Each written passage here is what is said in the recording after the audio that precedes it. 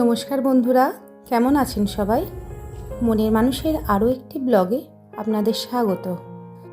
জয় গোপাল। গতকাল আমার জন্মদিনে আপনাদের পাঠানো এত শুভেচ্ছা বার্তা আমাকে সত্যি আপ্লুত করে তুলেছে। খুব আনন্দ লাগছিল। আপনারা এইভাবে আমাকে এত সুন্দরভাবে উইশ করেছেন, তার জন্য সকলকে অনেক অনেক ধন্যবাদ। আপনারাও ভালো থাকবেন, সুস্থ থাকবেন, ভগবানের কাছে এই প্রার্থনা করি। জন্মদিনে আমি কী করলাম সেই নিয়েই আজকের ব্লগ।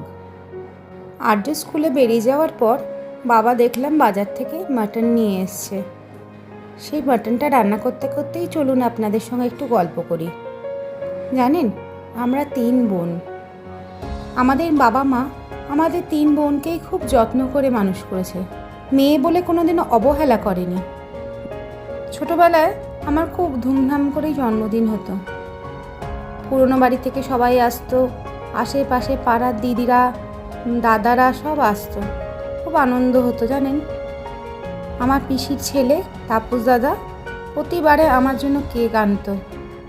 আমি প্রতি বছর ওয়েট করে থাকতাম কখন তাপস দাদা কেকটা নিয়ে আসবে। আমার ভীষণ ভালো লাগতো, ভীষণ আনন্দ হতো। তারপর তো আস্তে আস্তে বড় হয়ে গেলাম, তখনও হতো জন্মদিন, তবে অত ধুমধাম করে হতো না। বাবা চলে যাওয়ার পর মা প্রতি বছর পায়েসটা করে দিত আমাকে। গল্প করতে করতে মাটনটা প্রায় হয়েই এসছে। 3টে সিটি দেওয়ার পর বন্ধ করে দিয়েছিলাম, পরে আলু দিয়ে আবার একটা সিটি দিয়েছি।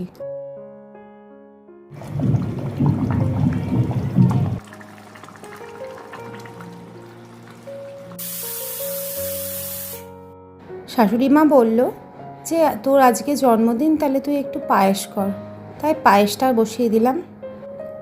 চালের পায়েস খেতে আমাদের বাড়ির সকলে খুব ভালোবাসে, অন্য পায়েস করলে অতটা ভালোবাসে না। আমার মাও খুব সুন্দর পায়েস রান্না করে। কতদিন মায়ের হাতে পায়েস রান্না খাইনি। মা সুস্থ হয়ে গেলে আগে বলবো একটু পায়েস করে দিও তো।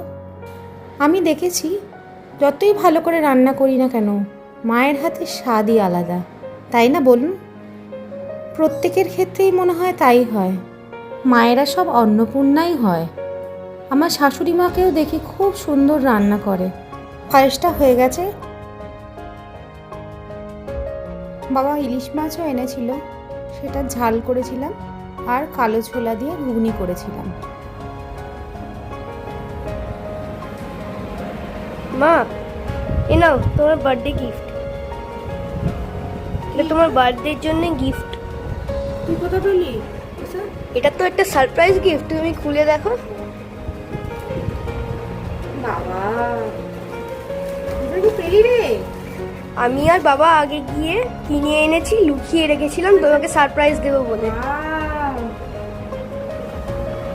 দারুণ দেখতে শাড়িটা। আমি আর বাবা চুজ করেছি এটা। সুন্দর হয়েছে। Thank you. আর কত কিনে এনেছিস এগুলো? এগুলো সব বাবা বললো কিনে আনতে, তোমার খুব ভাল লাগে। তুই পুজো হয়ে গেছে রে।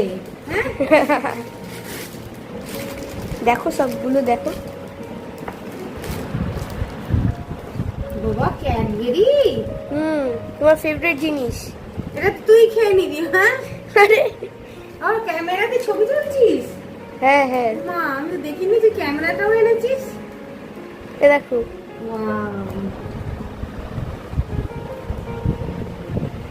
তো একটু মাখবো। মাখো মাখো, আমার জন্যই তো। ভালো লেগেছে গিফট? দারুণ। Happy birthday. Thank you. আয় তোকে একটু মাখিয়ে দি। আয় তোকে একটু মাখিয়ে দি। আহ, কি ভালো গন্ধ। দেখি তোকে একটু দেখাই ক্যামেরাতে। আগে তো আমি আর বাবা গাড়ি সারানোর বাহানা দিয়ে গিয়ে কিনে এনেছি, নিচে লুকিয়ে রেখেছিলাম তোমাকে সারপ্রাইজ দেবো বলে। তাই? হ্যাঁ। আর বাবা তো এখন বাড়িতে নেই। তোকে তুই যে এইগুলো দিয়ে দিলি, তাহলে তো বাবা বকবে। না, বাবা আমাকে বলেছে তোমাকে দিতে। আচ্ছা, বাবা আসার আগেই সারপ্রাইজ দেওয়া হয়ে গেল, তাই তো? হ্যাঁ। ঠিক আছে, thank you thank you. Heavy লেগেছে, কিন্তু বাবাকে বলবি পুজোতেও কিন্তু কিনে দিতে হবে। ঠিক আছে। এটা পুজোর হয়ে গেল না কিন্তু, ঠিক আছে? একদম।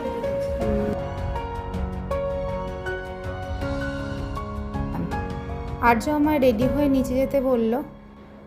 নিচে গিয়ে দেখি কি সুন্দর একটা কেক এনেছে ওরা। কেকটা দেখে খুব আনন্দ হচ্ছিল, সেই ছোটোবেলার কথা মনে পড়ে যাচ্ছিল। এই স্মৃতিগুলোই তো তোলা থাকবে জীবনের খাতাতে।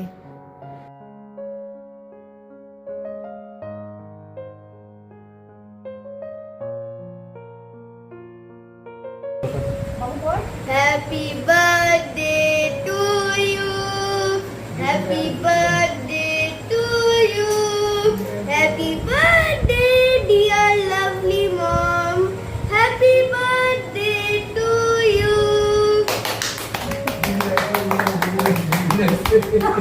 হ্যাপি বার্থডে,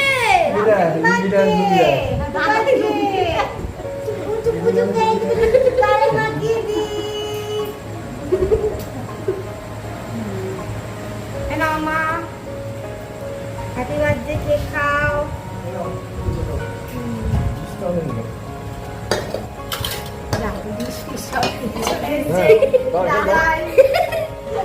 মা আমাকে বেশি করে দিতে হবে কিন্তু দেবো আমি এখানে এটা থেকেও চাই। আচ্ছা